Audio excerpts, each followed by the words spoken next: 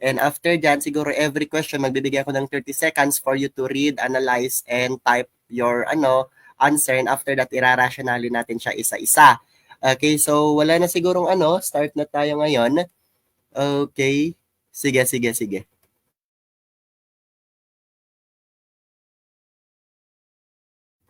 So, ayan, ganang sabi ko, socio-cultural anthropology tayo. Start na tayo, number 1.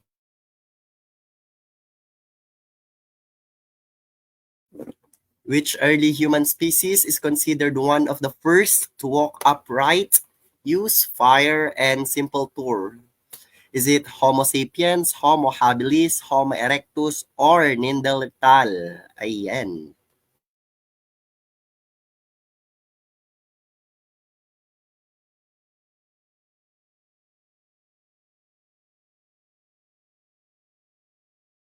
Sige, sige, comment lang ng inyong mga sagot kasi I'm reading it. Ayan, tapos i-check natin kung tama ba or not.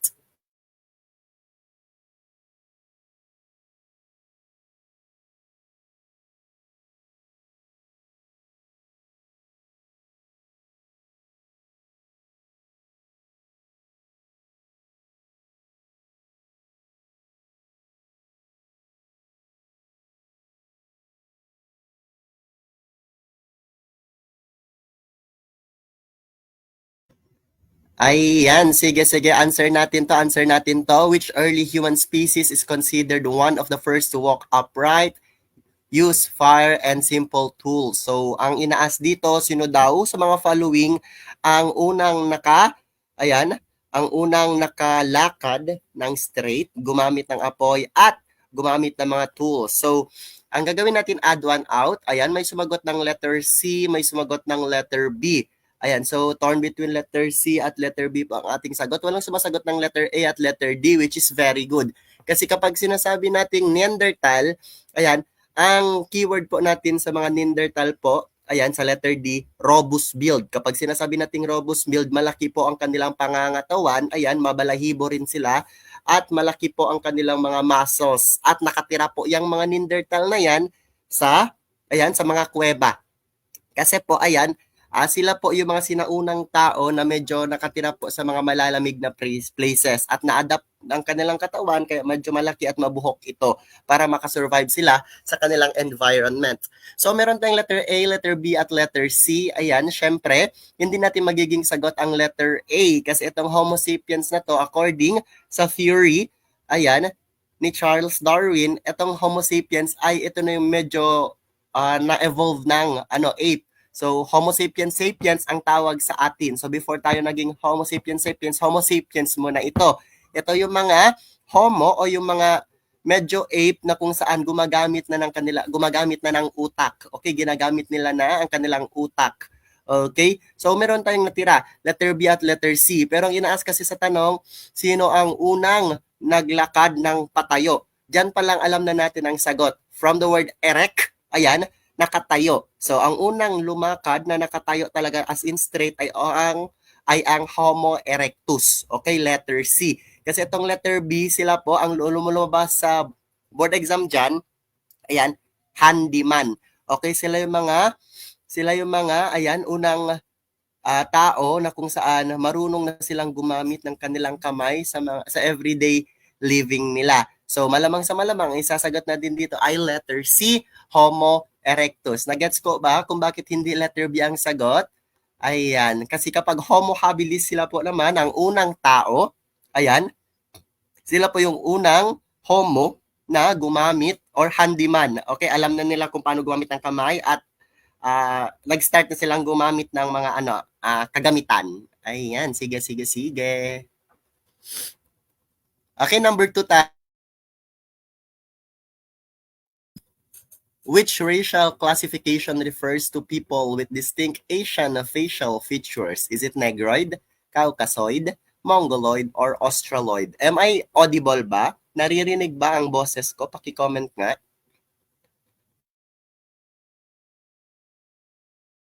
Pa-shoutout po kay Ma'am Princess May Cabañas. Good evening, sir. Thank you po, LPT na ako. Last September, dami ko po natutunan sa final coaching nyo. Ayan, sige. Thank you po. Thank you po, Ma'am Princess May Cabañas. Ayan. And congratulations na rin po dahil LPT na po kayo. Sige, sige. Ayan. May isa na po tayong ebidensya na na dating member sa final coaching natin. Ayan, sige, sige, sige. Okay, sa mga gustong mag-avail ng final coaching hanggang ngayon, may slot pa rin po. Ayan, kung gusto nyong humabol, PM lang. Kung gusto nyong matulad kay Ma'am Princess May Cabañez. Ayan, congratulations po ulit, ma'am. Ayan, focus po tayo sa number 2. Ayan, pa rin din na tayo. Okay, maubusan ng oras. Ayan, sige, sige. Which racial classification refers to people with distinct Asian features? Is it Negroid, Caucasoid, Mongoloid, Australoid? Actually, sa mga ganitong tanungan kasi easy lang siya eh. Okay, ito yung mga tanungan na dapat alam na natin. Okay, first month pa lang natin na nagre-review. Okay, so itong tatlo po ang pinakasikat talaga. Negroid, Caucasoid, at Mongoloid. Kasi itong Australoid, naniniwala po yung mga scientists, naniniwala po yung mga expert na medyo wala na pong ganitong feature na Australoid. Kasi nga, ang mga taga-Australia, ayan, yung racial feature nila ay mix na po. Okay? Parang mixture na siya ng Negroid, Caucasoid, at Mongoloid. So itong Australoid, parang konti na lang yung natitira. Pero still, nasa choices pa rin siya. Ayan, so for short, hindi natin siya gagawing sagot. So we have Negroid, Caucasoid, at Mongoloid. Ang next na alisin natin, ayan, from the word itself, Negroid, ayan, ito yung mga tao na kung saan medyo dark ang kanilang skin, ayan, kasi nga mataas ang kanilang melanin, ayan, medyo walang bridge ang kanilang nose, ayan, at medyo may pagka liit-liit din yan sila. At sila ay makikita, ayan, sa Africa. Okay, African region, itong Negroid. So, meron na lang tayong Mongoloid at Caucasoid. So, itong Caucasoid, ito po ay tumutukoy sa mga yellow people. Okay, mga mapuputi po yan sila. Ayan, white, medyo white. Ayan, at yung nose po nila ay medyo matangos. Okay, straight ang bridge ng kanilang nose. Ayan, at medyo may katangkaran. So, ang sagot po natin dyan, ayan, is yung Mongoloid. Okay, ang Mongoloid po, kapag sinasabi nating Mongoloid, hindi po yan. Common misconception po, kaya wag nating sabihin na Mongoloid po is all about Down syndrome. Common misconception at maling-mali po talaga na sabihin ang mga taong may Down syndrome na Mongoloid. Kasi nga, first and for all, lahat po tayo ay Mongoloid. Ayan, dahil ang sagot natin dyan ay letter C. I hope na gets nyo po siya kahit medyo mabilis ang ating explanation. Sige, sige. Okay, na gets ba? Okay, paki-comment ka or magbigay ng reaction, heart, or any emojis. Ayan, para mag-proceed na tayo sa number 3. Sige.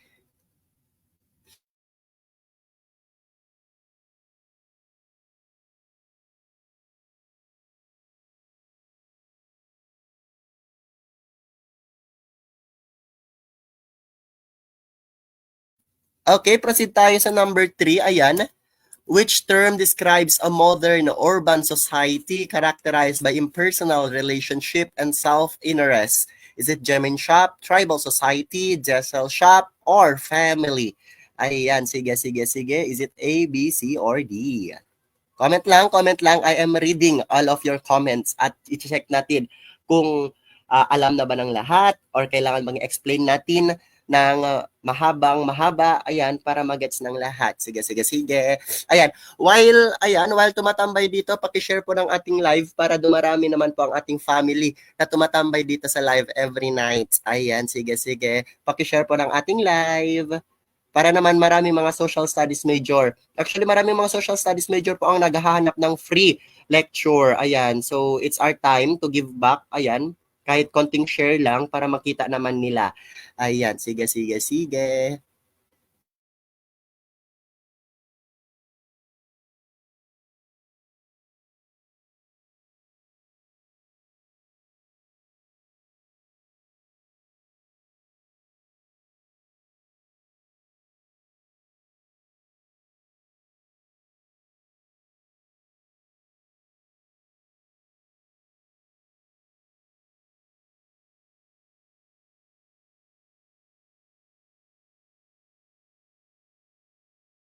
Ayan. Okay, karamihan ay sumasagot ng letter C. Okay, marami ang sumasagot ng letter C. May sumagot ng letter A.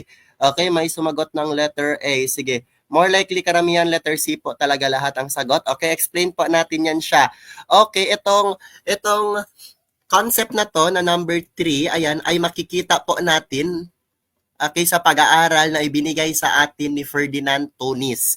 Okay, itong si Ferdinand Tunis, ayan, okay, na-divide niya po, okay, into two ang society. So, meron daw tayong Gemeinschaft at Gesellschaft. Okay, ulitin ko itong si Ferdinand Tunis. Okay, inintroduce niya po sa atin ang term na Gemeinschaft at Gesellschaft. Kapag sinasabi natin Gemeinschaft, tandaan nyo lang po si Gemma. Si Gemma po ay laking baryo. Okay? Kapag sinasabi ko naman na Gesellschaft, tandaan nyo na lang po si Jessa. Okay, si Gemma at si Jessa ang ating bida. Si Jessa naman po ay laking city. Okay? So, doon pa lang sa sinabi natin na si Gemma ay laking baryo, it means si Jessa kilala niya ang lahat ng tao sa baryo nila. Kasi nga, konti lang sila doon sa baryo. Di ba? Nagigets ba ang point? So, kapag sinasabi nating Gemeinschaft, ayan, ka-close ng isang tao ang nasa paligid niya, kilala niya heart to heart. Pero kapag si Jessa na nakatira sa city, hindi niya pa po ka-close ang lahat, okay? At, ayan, nakikipag halubilo lang to kasi nga, ayan, may common, ginagawa sila. For short, impersonal relationship and self-interest. Example, ayan, mga taong nagtratrabaho sa office. Gesellschaft yan, papasok.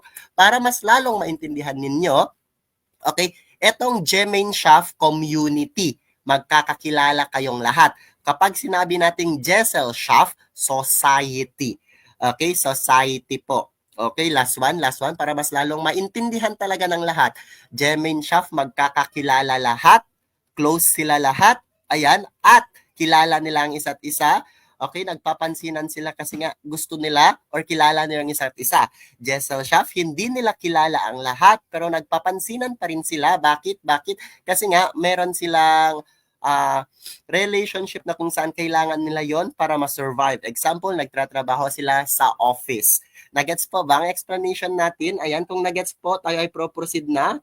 Tayo po ay dediretso na po sa number 4. Ayan, number 4.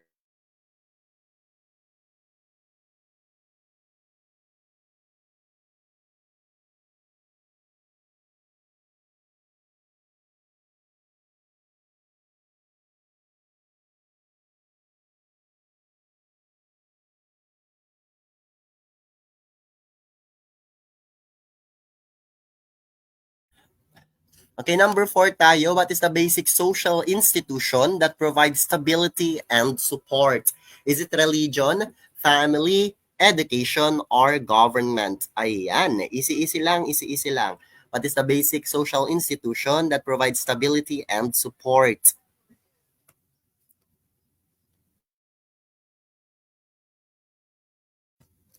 So, we have religion, family, education, at government. Ayan, check natin. Okay, may sumasagot ng letter D. May sumasagot ng letter B. Sige, sige.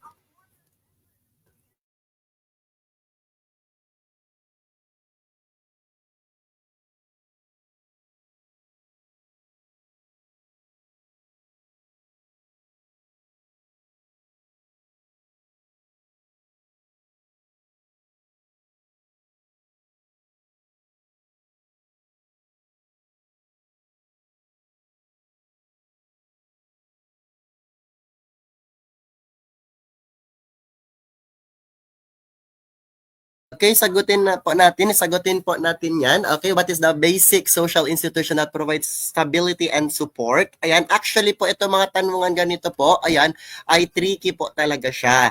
Ayan, pero ang gagawin natin dito ay add one out. Okay, add one out po ang gagawin natin dito. Syempre, ayan, ang kukunin nating sagot is yung pinaka-basic. Okay, kasi ang inaas dito, basic social institution. So, wag na tayong magpahirap ng sarili natin. Ang una nating aalisin ay letter A, religion. Kasi nga, may mas basic pa dyan. So, we have family, education, at government. Alisin na din natin ang education kasi hindi naman stability and support talaga ang primary purpose ng education. Okay? More likely, pangmalawakang support talaga yan si education. So, we have family and government. Okay, kung i-check mo naman talaga ang inaas ng tanong, basic social institution. Okay, kapag sinasabi nating basic social institution, doon muna tayo sa pinaka maliit. Ayan, na nagbibigay ng stability para sa lahat at nagbibigay ng suporta para sa isa't isa. Before tayo mag-government, malamang sa malamang ang isasagot natin is family po. Family po ang isasagot natin. Ayan. Okay rin naman kapag sagot ninyo is letter D. Okay, I can't blame you. Ayan, kasi nga medyo pang government din ang tanungan. Okay, pero ang sagot po talaga natin dyan is letter B, family. Ayan, wala nang tanong. Proceed po tayo sa number 5. What type of family structure consists of multiple generations living together?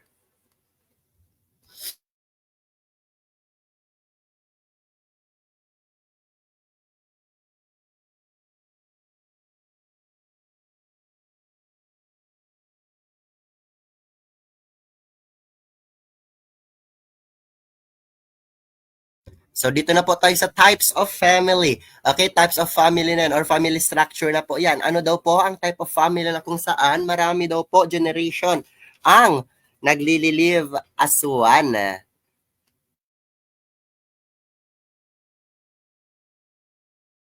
Okay, composition of family po tayo. We have nuclear family, extended family, empty shell, or blended family.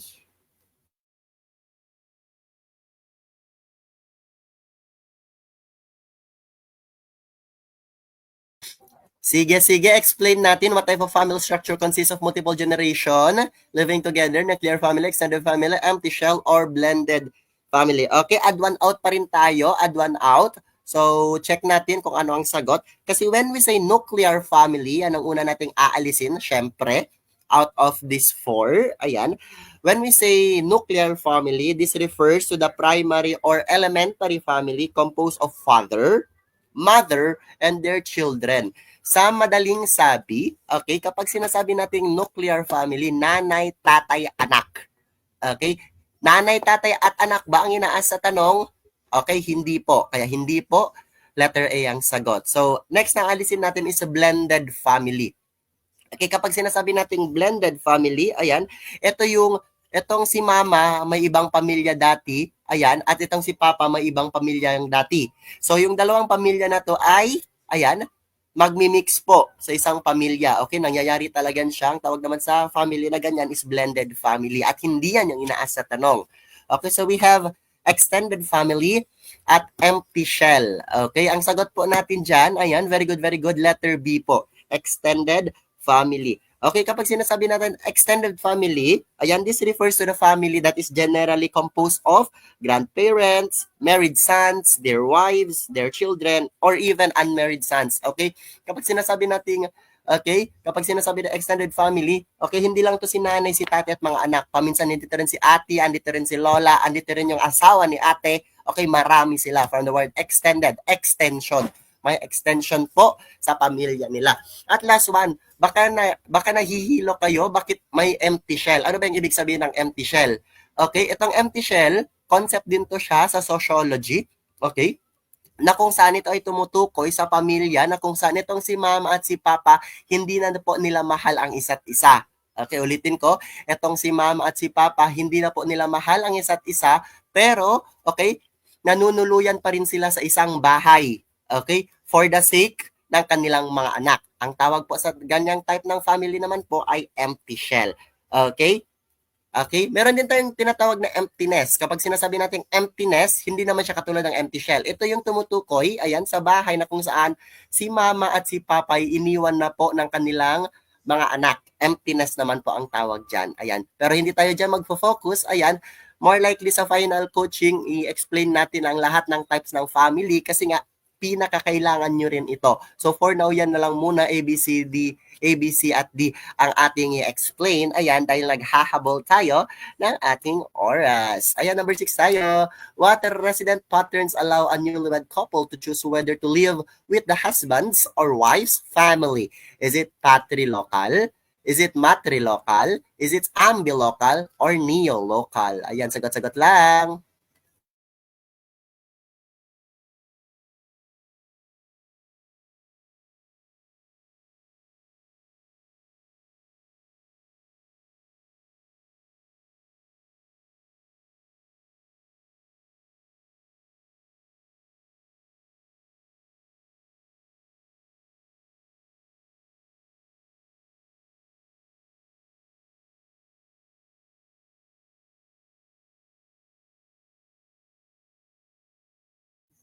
Sige.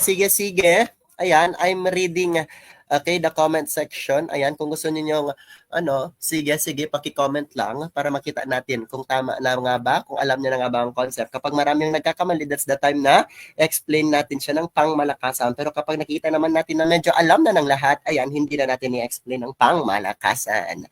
Ayan, sige. What resident pattern allows a newlywed couple to choose whether to live with the husband's or wife family? Is it patrilocal, matrilocal, ambilocal, or neolocal?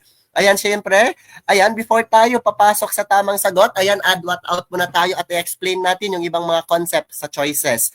Okay?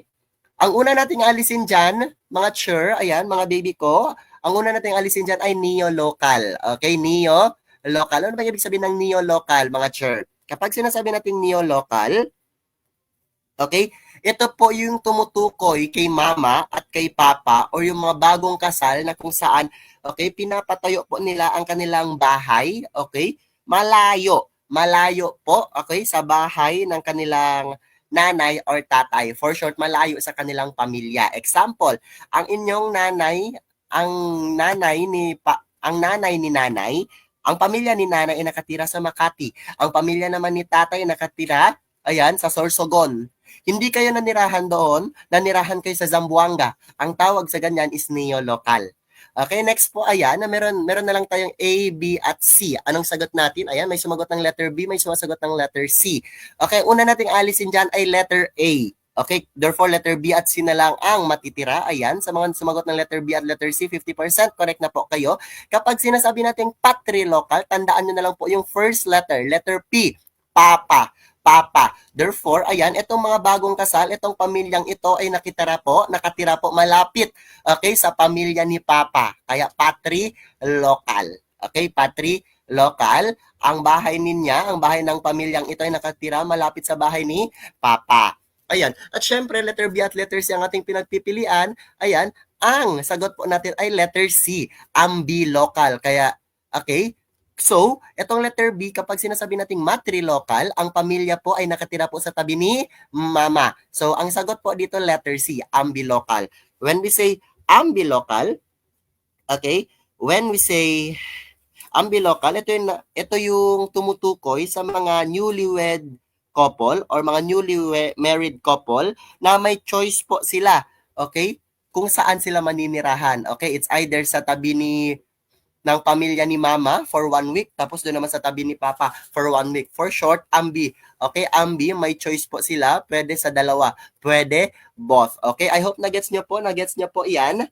Ayan. Paki-comment ka if nagets na. Magbigay ng heart. Ayan.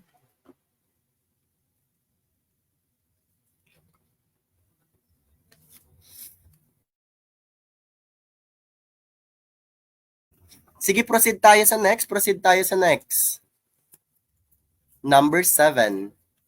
What term describes the practice of marrying within a specific social or cultural group? Is it exogamy, monogamy, polygamy, or endogamy? Ayan. So more likely pagpapakasal, more likely pamilya kasi nga socio-cultural anthropology ito. Ayan. Sige. Sagutan daw natin ang number 7.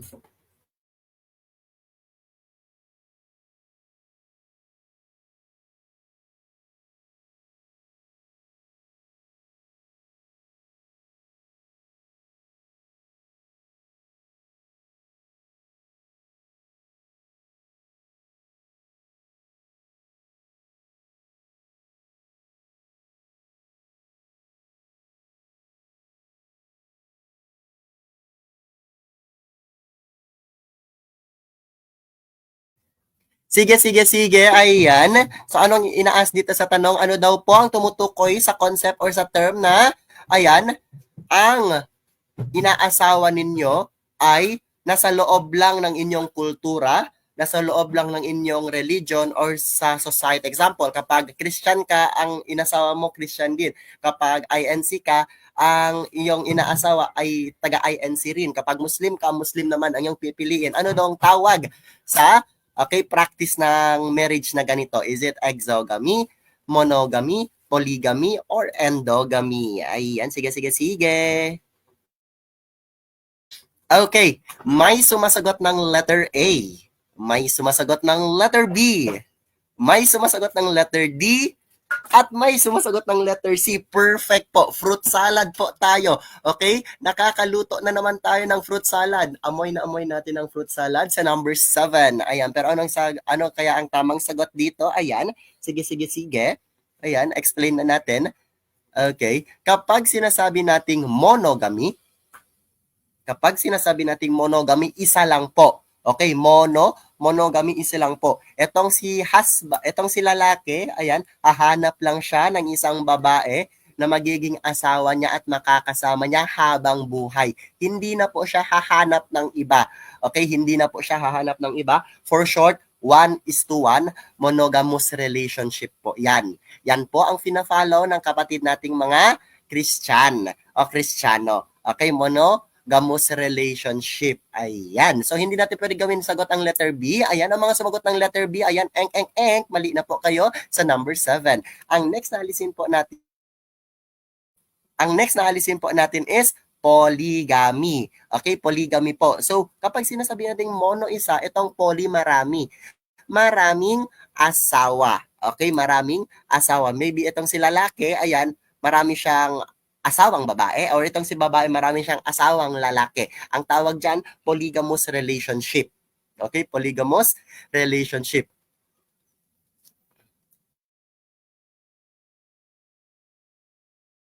Okay, may tinatawag tayong polygyny at polyandry. Okay, itong polygyny at polyandry, pasok po yan sa polygamous relationship. Kapag sinasabi nating polygyny, maraming babae. Okay, itong si lalaki, marami siyang babae, ang tawag dyan polygyny. Pero kapag sinasabi naman nating polyandry, etong si babae, marami siyang lalaki. Polyandry naman po. Ayan. So, etong polyandry at polygyny, papasok yan sa polygamous relationship. Ayan. So, anong natira? Ayan, exogamy at endogamy. So, ano bang sagot dyan? Is it letter A or letter D? Okay, na-divide po. Ayan, sige, sumasagot ng iba ng letter A at letter D na ngayon. So, ang sagot po dyan, kapag sinasabi nating, am I audible?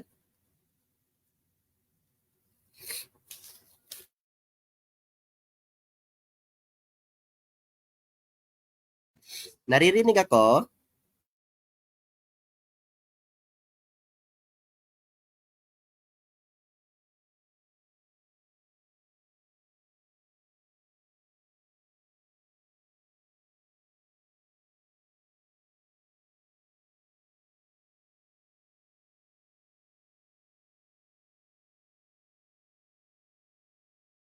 Ayan, naririnig lang ba tayo? Kapag sinasabi nating endogamy, ayan, kapag sinasabi nating endogamy, yan po ang sagot ngayon. Letter B po ang ating sagot. Okay, letter B po ang ating sagot. Ito yung mga tao o yung kultura na kung saan ang kanilang inaasawa ay kabilang lang po sa kultura na kung anong meron sila. Example, itong mga Muslim.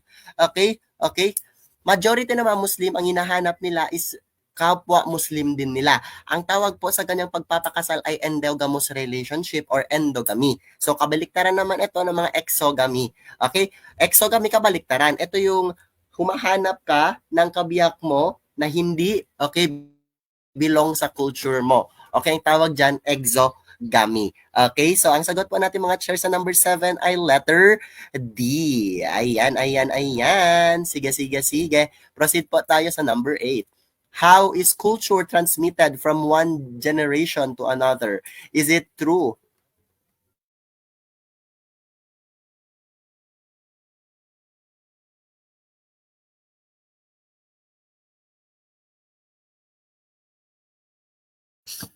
Okay, is it through evolution, enculturation, assimilation, or creation?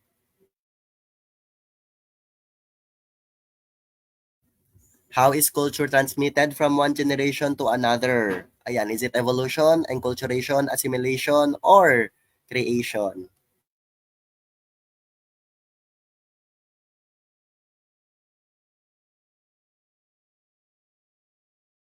Sige. Ayan, may nakikita kong sumasagot ng letter B. May sumasagot ng letter D. May sumasagot ng letter A. Ayan, A, B, at D. Wala bang sasagot ng letter C dyan? Para mekos-mekos na naman ang ating number 8. Sige, walang sumasagot ng letter C. Ayan, assimilation. Sige, sige, sige. Answer natin, answer natin. How is culture transmitted from one generation to another? We have evolution and culture and assimilation at creation. Ang una nating aalisin dyan, syempre, evolution. Okay?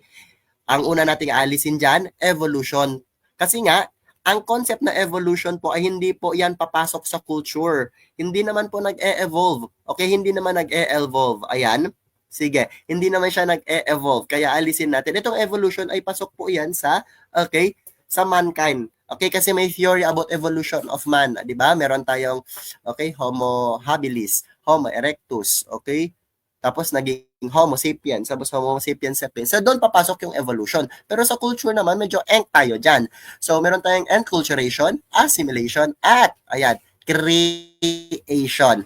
So ang next na, aalisin natin, syempre is letter D. How is culture transmitted from one generation to another? Ayan, magtra-transmit nga, pero gagawa ka ng bagong culture. Abay malayo naman talaga yan sa inaas natin. Okay, mas malayo naman talaga yan sa ating tinatanong sa tinatanong. So meron tayong letter B at letter C na lang kasi na-enk na natin si letter A at si letter D. Okay, so ang sagot ninyo ayan ay nahahati naman talaga sa letter B at letter C. Pero ang sagot po natin ngayon ayan ay letter B. Okay, how is culture transmitted from one generation to another? Ang sagot po yan, enculturation. Example, tinuruan ka ng lola mo, okay, ng pag-hobby ng isang tela na ginagawa ng inyong tribo. Okay? So, therefore, na-transmit na naman ang learnings from one generation to another. Okay? Enculturation. Pero ano ba itong assimilation?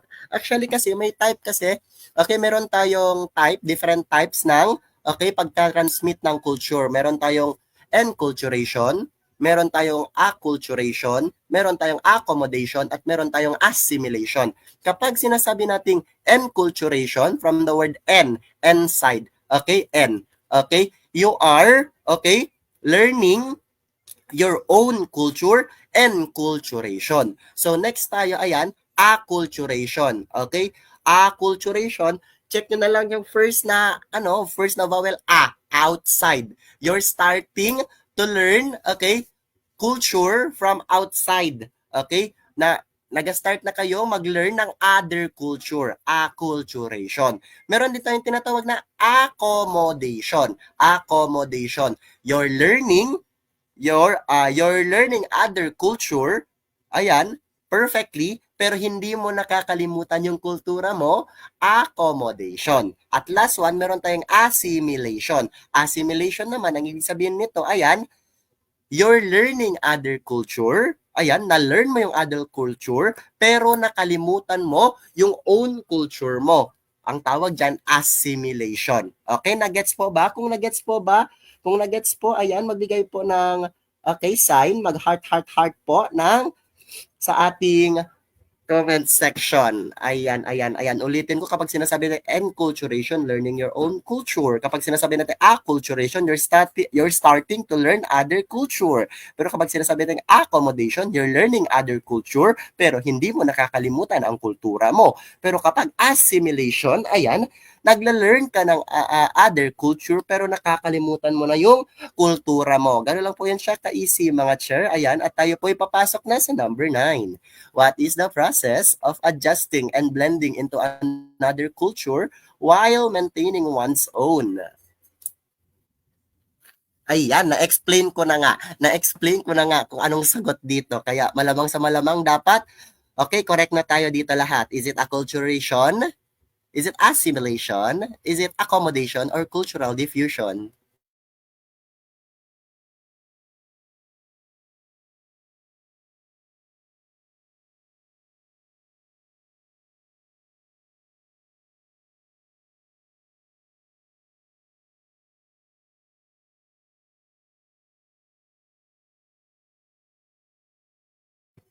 Ayan, may naga-comment ng letter A. May letter C. Ayan. Okay, nade-divide tayo into letter A at letter C. Sige, sige, sige. Pero bakit may letter G? Ayan. Ayan. Nasobrahan ata tayo. Wala namang letter G. Wala namang letter G sa choices. Okay, sige, sige.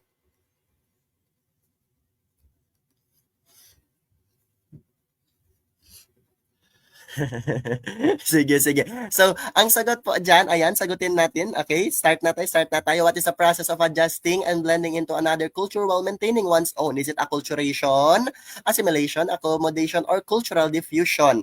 Ayan, ayan, medyo bago itong letter D. Medyo bago itong letter D. Ayan, cultural diffusion. Ano bang sinasabi ng cultural diffusion? Kapag sinasabi nating cultural diffusion, isi lang po ang explanation nito. Isa lang po ang concept nito. Kapag sinasabi tayong cultural diffusion, this it pertains, ayan, to the spread of cultural ideas. Okay, or practices. Okay, for short, kapag sinasabi nating cultural diffusion, ito yung pag-spread po, pagpapalaganap, or pag-expand ng culture, cultural diffusion. At malamang sa malamang, hindi naman yan yung inaas dito sa tanong na to. Kasi ang inaas dito, ito yung process daw na, ayan, nag-start ka, okay, na, ayan, ano daw, nag-start ka na nag-learn ng other culture, pero yung kultura mo, hindi mo nakakalimutan. Ayan. Malamang sa malamang, hindi natin masasagot itong si acculturation. Okay? Ay, assimilation. Hindi natin masasagot itong si assimilation. Kasi kapag sinasabi na assimilation, okay, nag-start ka, okay, nag-learn ka, ayan, ng other culture, pero, ayan, pero, okay, pero, nakalimutan mo yung kultura mo. So we have na lang letter A at letter C, acculturation at accommodation. Okay, acculturation at accommodation. Ayan, sige, sige, sige.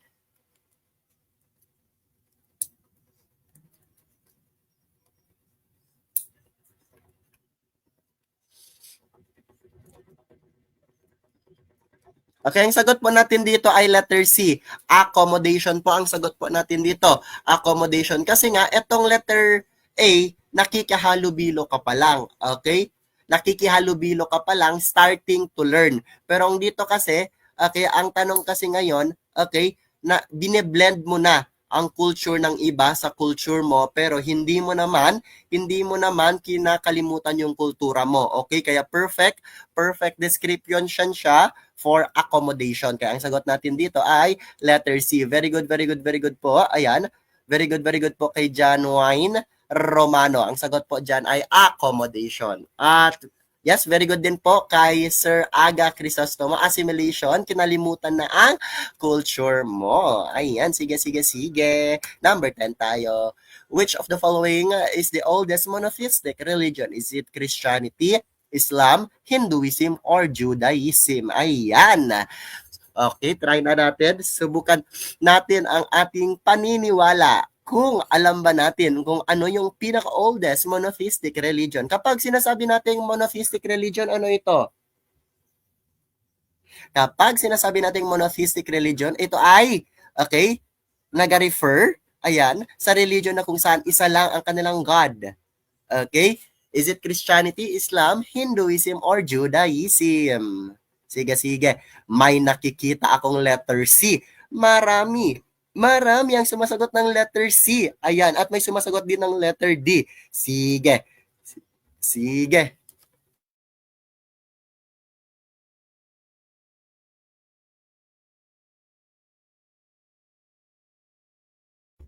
Ayan, sagutan na natin. Okay, sagutan na natin. Which of the following is the oldest monotheistic religion? Okay, exit na po itong si Christianity at si Islam. Okay, focus tayo dito sa Judaism at Hinduism. Okay, itong si Islam, okay, nag-exist po, okay, nag-spread po, na-spread po ang relihiyong Islam 600 years after lumabas itong si Christian, okay, itong Christian religion. Okay, itong Islam, nag-spread po siya 600 years after the Christian religion. Kaya malamang sa malamang hindi sagot ang Islam.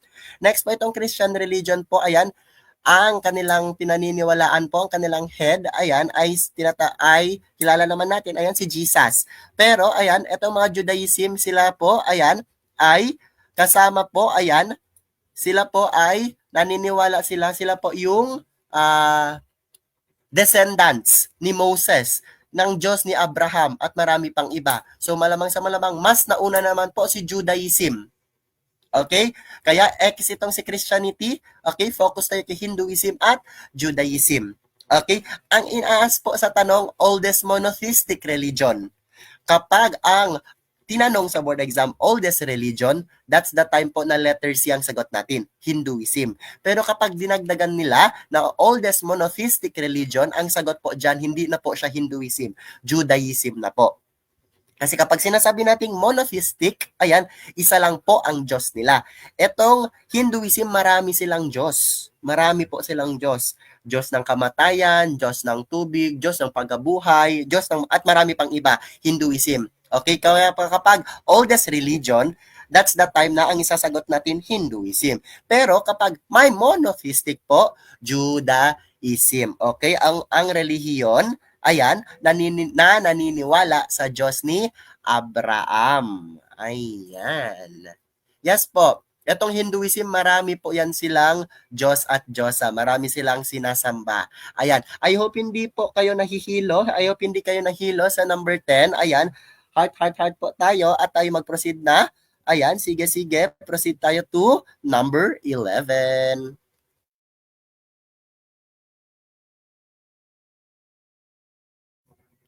What term describes the delay in cultural adoption to new innovation? Sige. Is it culture shock, culture lag, cultural change, or cultural diffusion? Ayan, pinost na natin. Sabi ni Ma'am Nuziha Noor, monotheistic isang Diyos. Very good. Ayan. Kapag sinasabi natin monotheistic isang Diyos, ayan. Kapag politis, ayan. Maraming Diyos. Very good. John Wayne, yes po, ako na po to. Yes po, ayan. Kilala ang boses ko. Yes po, ako na pang sumisigaw sa inyo sa private lecture.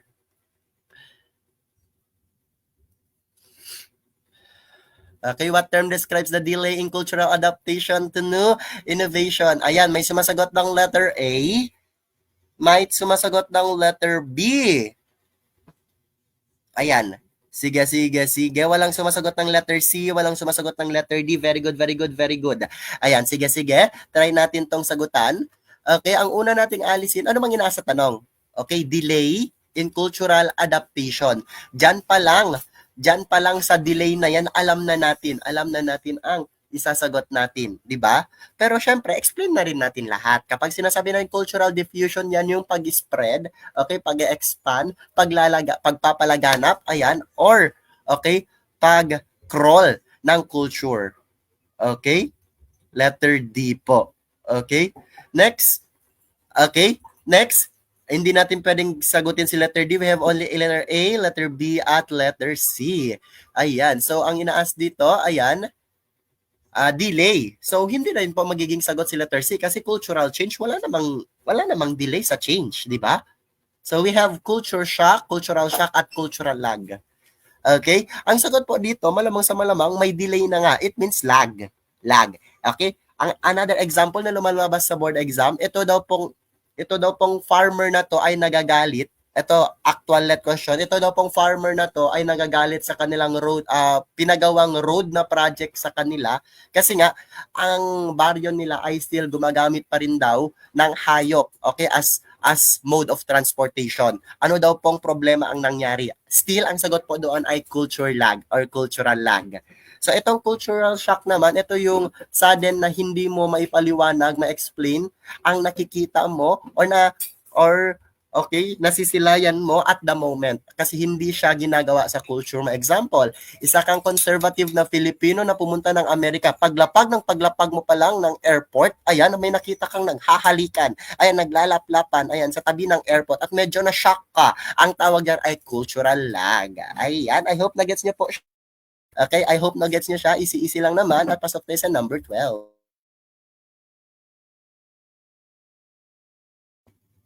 Okay, what is a traditional Filipino courtship dance from Panay Island that expresses affection and love?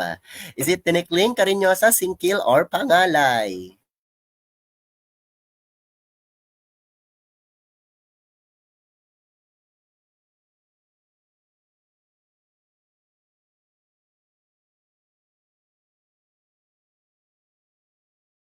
Sige, sige, sige. Okay, sa mga baby natin na bagong pasok lang sa ating live, ayan, follow me. Ayan, follow me. Ayan, para updated po kayo sa next live natin. Ayan. Or kung gusto nyo, i-share nyo na lang ang live na to. Ayan, kasi 30 days din naman siya bago mawala.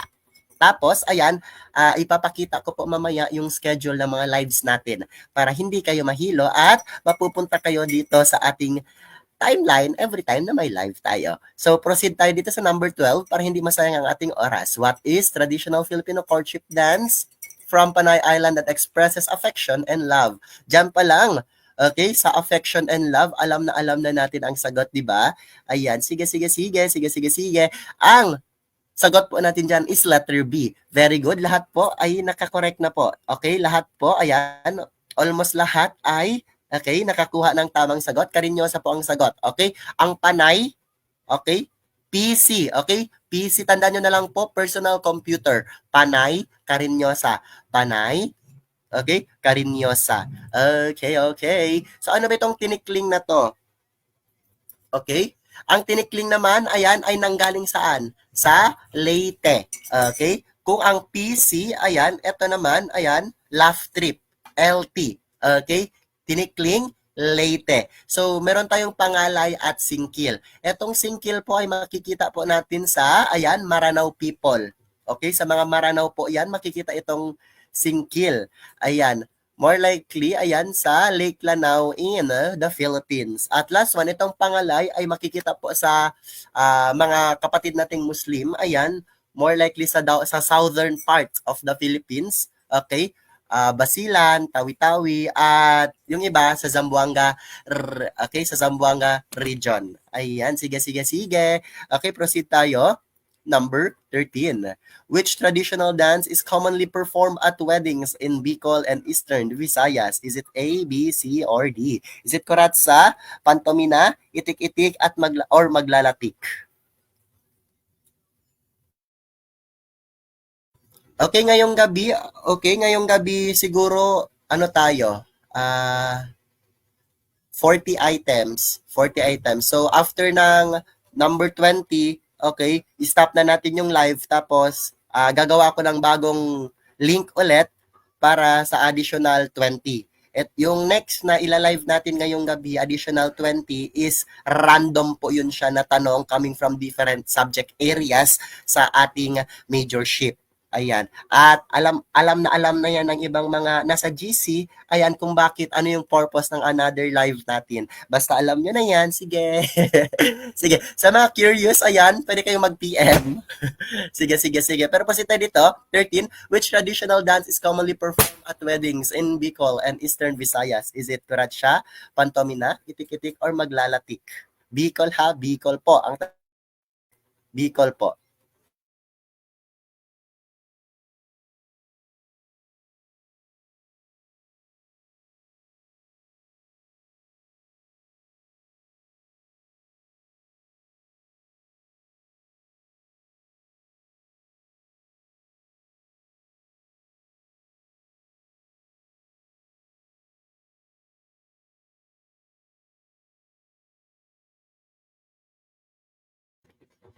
Sige, sige. Ayan, nade-divide na silang lahat. Nade-divide na yan sila. Sige. Okay, may sumasagot ng letter B. Okay, may sumasagot ng letter B. Okay, pantomina. Sige, sige, sige. Ayan, majority ay sumasagot ng letter B. Sige, i-answer muna natin. Okay, since majority ay sumasagot ng letter B, ayan, very good po. Ang sagot po dyan ay letter B, pantomima po. Pantomina po, ayan, ay makikita po natin sa Eastern Visayas o Bicol. Pero wait lang, ano ba itong kuratsa, itik-itik at maglalatik. At bakit yan andyan sila sa choices? Itong tatlo po ay makikita din natin yan. Okay? Nagmumulto rin yan siya sa actual let para sa social studies major. Okay, start tayo. Itong kuratsa, ayan, kuratsa po ay makikita po yan sa Visayas. Okay? Sa Visayas po yan siya. Okay? Na parang nag-imitate sila ng rooster at ng hen. Paminsan, ayan, nag-originate po yan siya. Ayan sa Visayas, particularly po sa Bohol. Okay? Sa Bohol po, ayan. At mainly sa Visayas po talaga yan siya nakikita.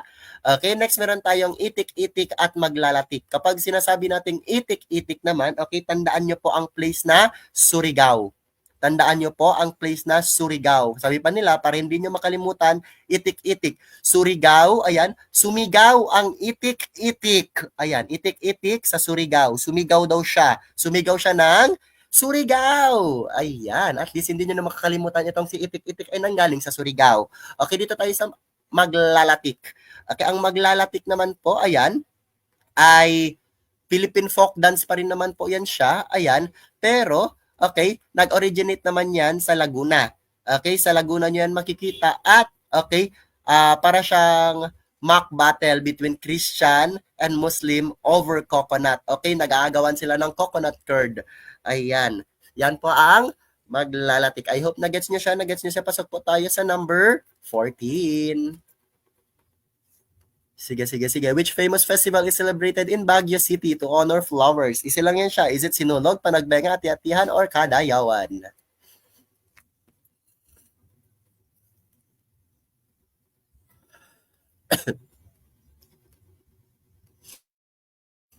Okay, sige, sige. Very good sa mga nagasagot na. Ayan, explain na natin. Kapag Baguio City po, Flowers Festival, I hope alam nyo na po yan. At very good po. Ang sagot po dyan ay Panagbenga Festival. Kapag sinasabi natin Kadayawan Festival po, sa Davao yan. Kapag Sinulog naman, bago lang yan natapos, Cebu. So ano, saan ito makikita ang Ati-Atihan? Okay, saan po makikita ang Ati-Atihan Festival? Sige, I'm waiting sa inyong mga tanong, ay sa inyong mga sagot. Yes, very good po. Itong ati-atihan ay makikita po sa Aklan. Ayan, ang ati-atihan po ulitin natin ay makikita po sa province ng Aklan. Sige, sige, sige. Ulitin natin, Sinulog Cebu, Panagbenga Baguio, ati-atihan Aklan, Kadayawan, Davao. Ayan, next tayo, number 15. The traditional Filipino ritual involves crowning a guest with a headdress as a symbol of welcome and respect. Okay? For short, para hindi kayo mahilo, anong kagamitan dyan ang nilalagay sa ulo? Is it putong, harana, bayanihan, or pasalubong? Okay, easy-easy lang. Masyadong halata ang sagot.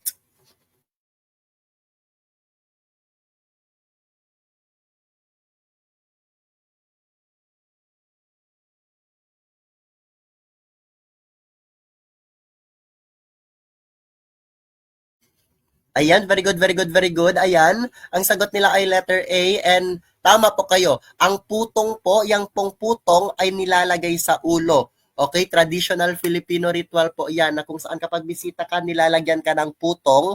Ayan, it means nire-respeto ka at welcome ka sa community na binisita mo. At meron din tayong kanggan, traditional attire yan ng mga kalalakihan, kanggan. Okay, putong, okay, sa ulo, kanggan, damit naman yan siya. Itong harana ay malayo. Alam nyo na yung harana, kanta-kanta. Ayan, ayan. Bayanihan naman, itong pagtutulong-tulong ng mga tao sa isang community para, ayan, ilipat ang isang bahay from one place to another. At syempre, ang pasalubong, malayong-malayo na yan. Kasi kapag sinabi na yung pasalubong, alam nyo na yan. Ito yung dinadala ng isang umuuwing tao from his place, okay, papunta sa kanyang old place. Okay, pasalubong. Ayan, next tayo, number 16. What Filipino value refers to maintaining self-respect and saving face in social situations? Is it pakikisama, utang na loob, amor propio, or bayanihan?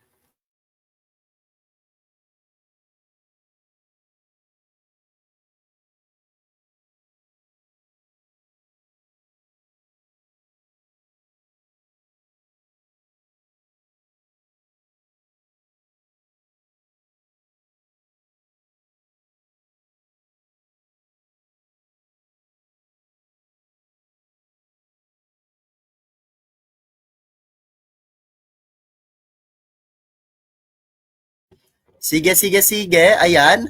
Ano daw ang tawag sa pagbibigay ng self-respect or saving face in social institution? For short, ayan, ang inaas dito, nagbibigay ka ng self-love, okay, sa sarili mo.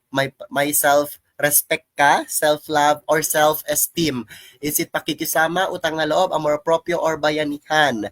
Ayan. Majority ay sumasagot ng letter A. Interesting. Interesting po. Letter A po ang sagot nila. Let's see, let's see. Kag letter A ang sagot. Ayan. Well, well, well. Ayan. Ligwak tanan. Ligwak tanan. Ligwak-ligwak po tayo ngayon. Ayan. Okay. Ligwak po ang taong bayan kasi po hindi po pakikisama ang sagot natin diyan. It is letter C, amor proprio. Okay? Amor proprio po. Okay, itong amor proprio, it can be conceptualized po as a basic human need or moral flaw. Okay? Okay, human flaw. Ito yung mga panahon na kung saan mahal mo yung sarili mo. Okay? May respeto ka sa sarili mo. Okay? Or may self-worth ka at hindi mo nililiit yung sarili mo. Sino ba naman ang magmamahal sa sarili natin kung di tayo lang? Ayan, yan yung saying nila. Kaya ang sagot po dyan ay amor proprio. Ayan, kaya sabay-sabay natin itaas ang ating kamay. Ayan, at pukpukin ang ating mga legs dahil mali tayo lahat sa number 16.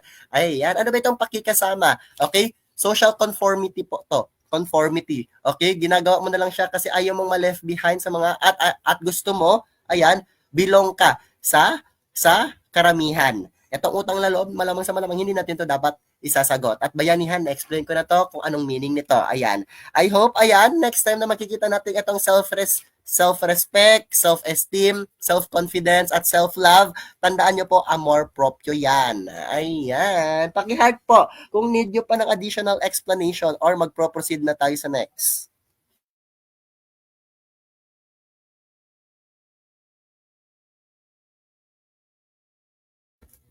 Ayan, sige, sige, sige. Okay, proceed tayo sa number 17. What traditional Filipino courtship practice involves serenading a woman? Ayan, ang isa sa mga pinaka-easy na tanong ngayong gabi na I believe alam ninyong lahat kasi hindi kayo tatawaging Filipino kapag hindi nyo ito masasagot ng tama. Is it panunuluyan, harana, balagtasan, or kundiman? Okay, okay. Chat-chat lang.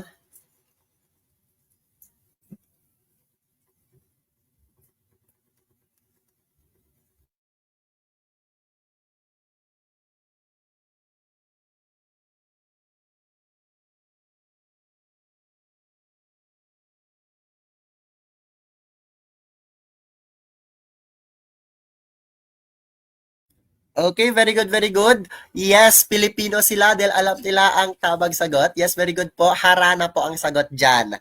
Ayan, panunuluyan. Hindi naman yan, hindi na nag-serenade. Hindi naman yan kinakantahan. Balagtasan naman, ayan, pagtatalo yan ng dalawang opposite sides po. Kaya hindi rin siya ang sagot. Etong kondiman, ano ba yung kondiman na yan?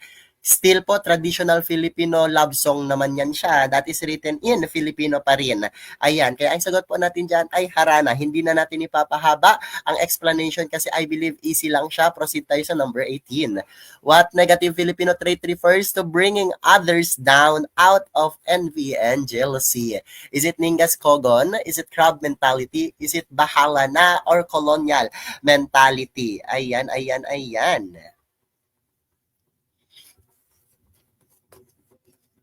Ayan, 3 slides left. Ayan, at tayo matatapos na sa socio-cultural anthropology. Pero wag kayong mag-alala. Ayan, aalisin ko lang ang live ko. Ayan, for siguro 1 minute at magla-live ako ulit. Pero the next live ngayong gabi, ayan, hindi na po siya all about socio-cultural anthropology lahat. More likely random po siya. Random na items, still 20 items pa rin po. Okay, still 20 items pa rin po. Kaya, ayan, kapag ma-finish na ang live, tambay-tambay lang konti sa wall, ayan, or watch na lang ng reels, or i-PM nyo ako, ayan, para makasama sa ating final coaching. Ayan, and after that, okay, after that, start po tayo sa another live, which is 20 items pa rin, pero next po, hindi na po po siya focus sa sociocultural anthropology, more likely random na po siya. Ayan, sige. What negative Filipino traits refers to bringing others down out of envy and jealousy? Is it Nengas Kogon, crab mentality, bahala na, or colonial mentality? Ayan, marami ang sumagot ng letter B. Okay, majority. Okay, landslide victory tayo. Victory tayo. Very good po. Yes.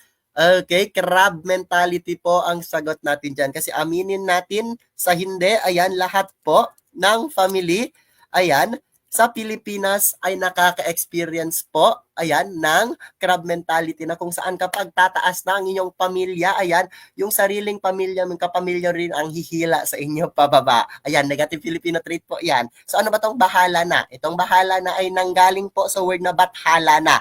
Si bathala na ang bahala sa atin. Yan po ay sinasabi ng ating mga ninuno hanggang sa na-adapt at naging bahala na. Etong colonial mentality naman po, it is a xenocentric attitude na kung saan mas prefer pa natin ang services, ang product na galing sa ibang bansa, okay, gawa ng ibang bansa kaysa sa gawa natin dito sa Pilipinas. Ayan, crab mentality. Ano naman itong Ningas Kogon?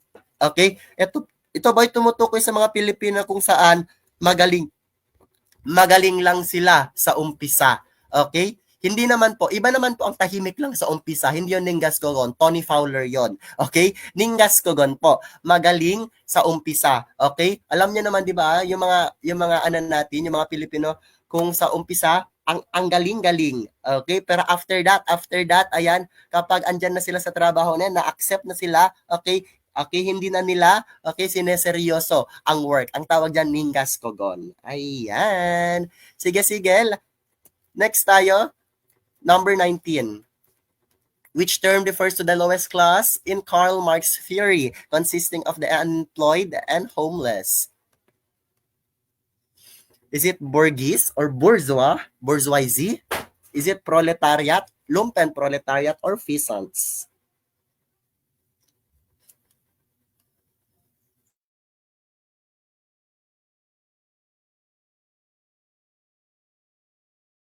Ayan, very good Ma'am Maika Kanilang. Ayan, Ningas Kogon, magaling lang sa umpisa. Yes, parang mga mangliligaw ninyo, magaling lang siya sa umpisa. Ayan, pero kapag sinagot mo na, ayan, patong-patong na ang mga kasalanang ginagawa.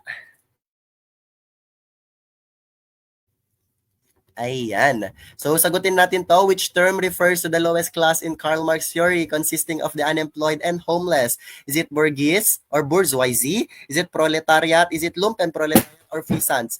Ang una nating alisin dyan ay peasants. Malamang sa malamang, hindi yan ang sagot. Kasi wala naman yan, okay, sa Communist Manifesto. Hindi natin makikita ang term na yan sa Communist Manifesto na isinulat ni Karl Marx. Okay, itong si Karl Marx, siya ang father of communism. Okay, sabi niya, ayan, ang bourgeois or bourgeoisie, sila yung mga mayayaman. Okay, sila yung mga mayayaman, sila yung mga aristocrats, okay, or mga businessman. At sa kanila nagtatrabaho yung mga proletariat. Etong proletariat, ayan, manggagawa. At syempre yung mga hindi, okay, hindi sila nagtatrabaho sa bourgeoisie, hindi sila manggagawa, more likely homeless pa nga yung iba, naninirahan sa kalsada at often living in criminal lives. Ang tawag sa kanila ay lumpen proletariat. Ayan, at ang sagot natin dito ay very good po. Ayan, letter C. Letter C po ang sagot natin dito. Ayan, lumpen proletariat. Ayan. Very good. Ayan. Sige. Next tayo, number 20. What term describes a socially or culturally forbidden practice? Is it ritual, taboo, folklore, or custom?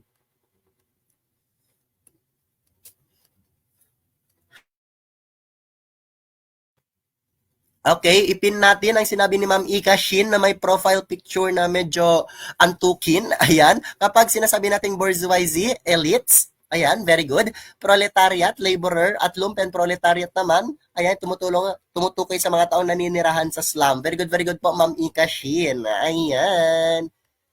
Okay, what term describe a socially or culturally forbidden practice? Is it ritual, taboo, folklore, or custom? Sige. So after ng number 20 guys, ayan, i-stop ko ang aking live. Ayan, kasi nga gagawa ako ng bagong live. Okay, after ng number 20, stop ko ang live, gagawa ako ng other live. Kasi ang live na to is for socio-cultural anthropology siya. Okay? So, after ng number 20 ulitin ko, okay, tambay-tambay lang muna sa wall ko, watch-watch ng Reels or PM me para maka-add, okay, para makasama sa aming GC for final coaching. Ayan, while I'm, okay, making another link para sa ating additional 20 na actual let questions. Ayan, para 40 items tayo ngayong gabi. Okay, pero dito muna tayo sa number 20. What term describes a socially, culturally forbidden practice? Is it ritual, taboo, folklore, okay, custom? Ayan, naway di na maligwak sa last number. Okay? Ang sagot po dyan, ayan, ang sagot po dyan ay taboo. Taboo po ang sagot dyan, letter B. Letter B po. Kasi itong mga taboo, ito yung mga hindi madalas pinag-uusapan. Okay? Example, okay, abortion. Okay, abortion, hindi siya pinag-uusapan. Okay? At kapag pinag-uusapan siya, medyo ano siya, intriguing, nakaka-intriga. Okay, example ng taboo, okay? Abortion. Pero may tanong sa board exam, ano daw sa following ang taboo? Ang sagot doon, abortion. Huwag niyo pong pipiliin ang virginity kasi, ayan, ang virginity po ay pinag-uusapan. Hindi po taboo ang virginity. As a matter of fact po, ayan, isa sa mga culture ng ating kapatid, ayan, na Kristiyano, ayan, is about virginity. Kasi nga si Mama Mary virgin at pinag-uusapan 'yon. Hindi siya taboo. Ayan, very good, very good, very good. Ayan, sige, sige, sige. Okay, hanggang dito lang muna tayo sa live na to. Ayan, very good, very good. Ako'y mawawala for 5 minutes kaya magla-live ako ulit ngayong gabi. Okay? Sa loob ng 5 minutes or 2 minutes, dito lang kayo. Ayan, tambay lang muna sa wall. At habang inaayos ko yung additional 20 para sa ating, okay, para ngayong gabi. Okay, nagets mo ba? Sige, matik-matik. Ayan, very good, very good, very good mga chur. Ayan, tapos na po tayo sa socio-cultural anthropology ngayong gabi at diretso po tayo sa another live. Sige, sige, sige.